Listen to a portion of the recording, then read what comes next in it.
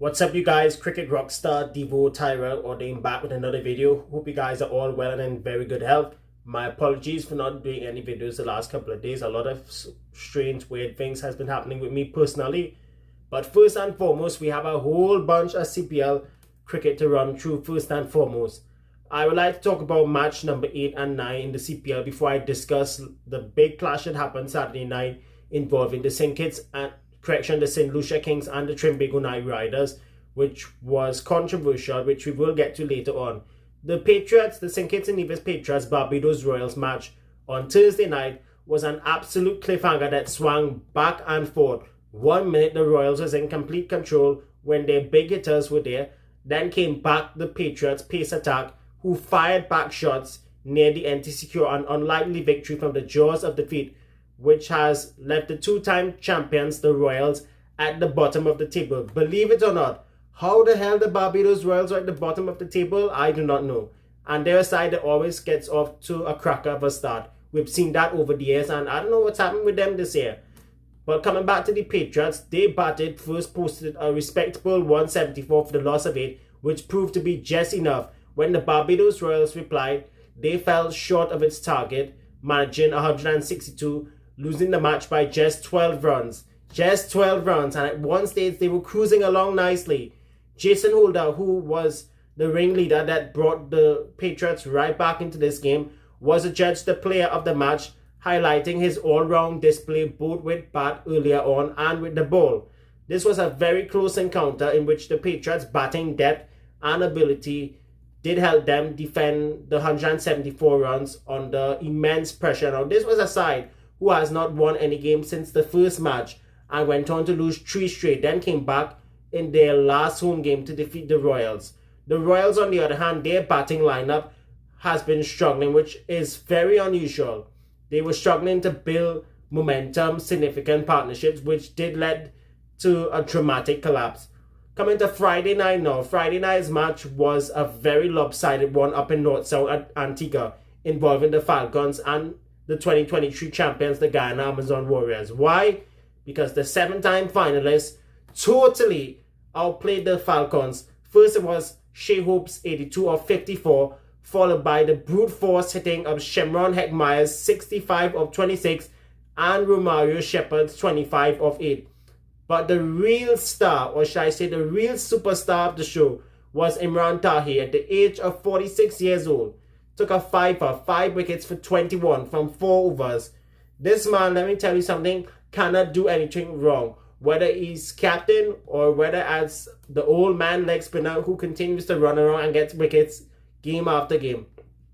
And if you were looking at the Amazon Warriors dugout during Friday night's match, they were absolutely ecstatic because Tahir in the last couple of games has been taking wickets but hasn't been getting more than 2 or 3 wickets at least. Overall, the Falcons, they need to regroup their batting and bowling departments because honestly, if they want to be competitive for the rest of the tournament, they need to get their act together. I know they're still at the top of the table, but a point ahead of the Warriors, but they need to be very careful because anytime they start losing games away from in winning positions, they're going to be in a lot of trouble. Last season, they had a horrid time in their debut season, but this year they started off well. I don't know what happened on Friday night, but they need to bounce back very quickly. As for the Amazon Warriors, they have sent a strong message thanks to that one-man show performance from Mr. Tahir himself, who overall admitted that he was very happy to take the Player of the Match award from Sir Viv Bridges, and both of them share a very light moment, which I find was absolutely priceless. Now, I went to Saturday night's blockbuster, which finished about over 3 or 4 hours ago, involving the St. Lucia Kings and the Trinbago Knight Riders. Now, this match was filled with controversy, even though it was a close encounter. I'll get to the controversy part in a few minutes, but let me tell you something. The Knight Riders did win the match, getting their campaign back on track with an 18-run victory against the Kings at the Darren Sammy Stadium to move third on the table. There's a reason why I'm not celebrating this victory, and I will explain later on. But let's talk about the match too. The Knight Riders posted a competitive 183 for the loss of 7 in their 20 overs, with Pollard being the superstar of the show, delivering a powerful 65 of 29 deliveries, rolling the clock back, which included 4 boundaries, 6 maximums. Even Colin Monroe had got off to a flyer, 43 of 30 with 5 boundaries and a 6. He did slow down in between, which did lead to his downfall. Remember, this man, Mr. Monroe himself, he's the leading run scorer in this competition after 3 games, 207 runs. And yet still, they missed their services in the last couple of seasons. But this man is showing why he is coming out for them. Let me tell you, he has a point to prove. Ever since he came back into the TKR team after missing 23 and 24, he has been showing a lot of intent compared to the other batsmen. As for Nicholas Puran, he made 34 of 30, which a lot of you all are saying is a valuable contribution. However, I'm not pleased with the captain's performance with the bat. Why? I'll tell you this. Most of his innings, he wasn't playing with intent, and it's something I have been finding very strange for quite a while now, because if you watch the recently concluded MLC, which is Major League Cricket in the United States of America, he was struggling to get runs, even though he led MI New York to the title. But I want to talk about the St. Lucia Kings for a little bit, because a couple of youngsters impressed me. I want to talk about Keon Gaston in his second game for the St. Lucia Kings. He did play for the Windward Islands Volcanoes in the domestic cricket last season and was a part of their team for the Breakout League. And why I'm talking about him, he was the pick of the bowlers for the Kings, taking 2 wickets for 38 from his 4-over spell. One thing I would like to say about this youngster, Gaston, in just his second game, I find has been very excellent, especially in the final overs, where his Yorker lengths was absolutely top class. O'Shane Thomas, in his comeback game for the Kings as a replacement for Matthew Ford, who unfortunately won't take any part in this competition this year, despite being expensive, was excellent in his last over of his spell, where he only conceded just 4 runs, or as what the Indians love to say, 4 runs. Chasing a target of 184, the Kings started well but struggled to maintain momentum in the middle phase, which they did falter really bad, and it came back to bite them at the end, only finishing on 165 for the loss of 6 and losing by just 18 runs. Johnson Childs, he was the star performer for the Kings with 47, top scoring with 47 of 37. Andre Russell, figures of 2 for 38 despite being expensive on return. He was off color at times, but when needed, he did take those crucial wickets. And a lot of people are asking why Russell changed his number. For those of you all who do not know, the commentators mentioned it. He has officially retired the number 12 jersey following his international retirement and has gone for the number 48. The reason why he went for 48 was because when he used to play football during his high school days, he actually used to wear the number 48 jersey. And from what the commentators mentioned, I'm not too sure if this is right or wrong, he actually was a goalkeeper during his high school days of football, which was a very unknown fact which has been revealed now. But coming back to the Knight Riders, he was the pick of the bowlers. So was Usman Tariq, who I find has been the real star of the TKR bowling attack this season. When they drafted him at the beginning, we thought, here we go again, another wasted talent. But we've seen in the past, whenever they brought spinners in the team, they have made them very successful. But Tariq himself continues to be very effective with his mystery spinners, whether it's the off breaks, the current balls, the googlies, the leg break, the wrong one, you name it. This man is absolute mystery. He did finish with figures of 2 for 20. Now I want to get to the controversial part of the match.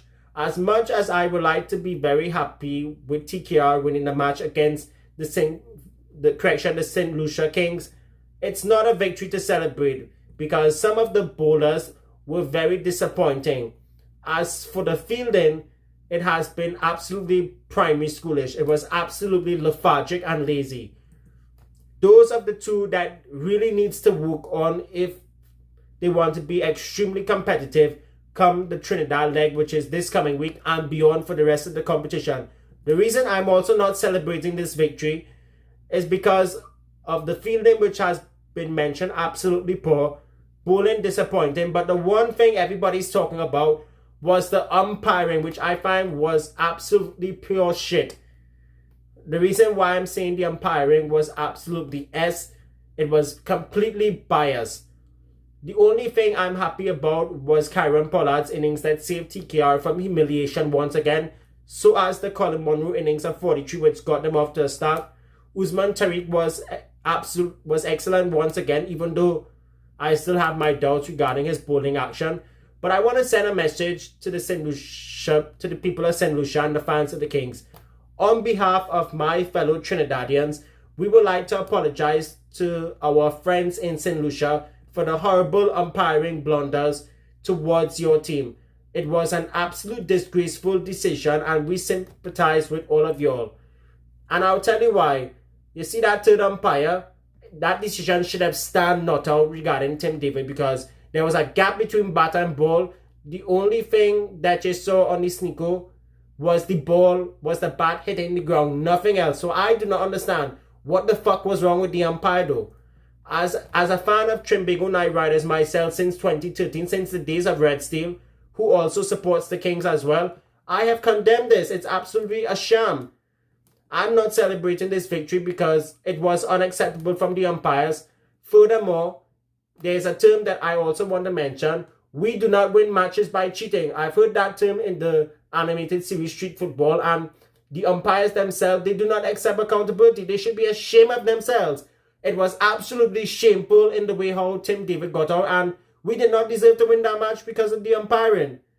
The next game TKR is playing is against the Antigua and Barbuda Falcons on Wednesday, the 27th of August, while the St. Lucia Kings will be back in action tonight, Sunday, the 24th August, against the outer sorts Barbados Royals. Now, the Royals, they need to get their campaign back on track, because if them go from 1-3, it'll be very difficult for them to come back in this competition.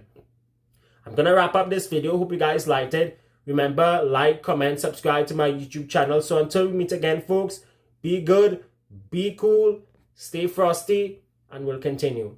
Bye for now.